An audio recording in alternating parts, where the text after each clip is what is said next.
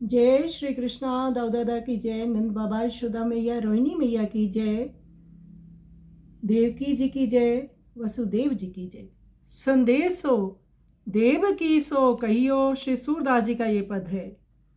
उद्धव जी प्रभु श्री कृष्ण जी का संदेश लेकर ब्रजवासियों के पास, गोपियों और उनके माता पिता के पास आते हैं। सभी अति व्यथित हैं, विशेषकर माता पिता जिन्होंने अपना सर्वस्व उन कन्हई पर लुटा दिया है।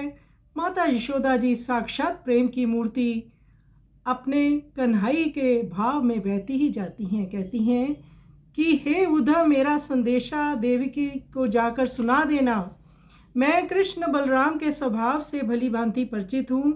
मैं तुम्हारे पुत्र की चाहे धाई माँ ही क्यों ना हूँ, परंतु मुझे उनकी चिंता रहती है। चाहे आप इनका स्वभाव जानती हो तो भी मेरा हृदय मन कहने से नहीं रह रहा। प्रात ही उठते काना बलराम को माखन रोटी भाती है। जैसे ही तेल उपटन गर्म जल नहाने के लिए लाती हूँ, ये भाग जाते हैं।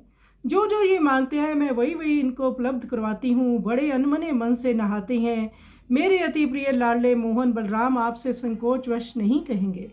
श्री सूरदास जी कहते हैं, माता कहती है कि मुझे और नंद बाबा को दिन रात यही सोच लगी रहती है।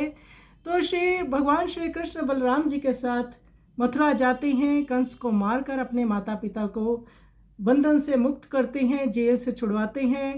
परंतु ब्रज में यशोदा जी नंद बाबा की स्थिति यथावत है। वह सुबह उठते ही अचानक चौंक जाती हैं कि कृष्ण बलराम कहाँ हैं। लो कृष्ण माखन खा लो, लो बलराम माखन खा लो। इसी प्रकार से वह उनकी स्मृतियों में चली जाती है और अत्यंत व्याकुल हो जाती है। ये सर्वत्र ब्रज की दशा है। तो आइए इस मार्मिक पद का हम श्रवण करें।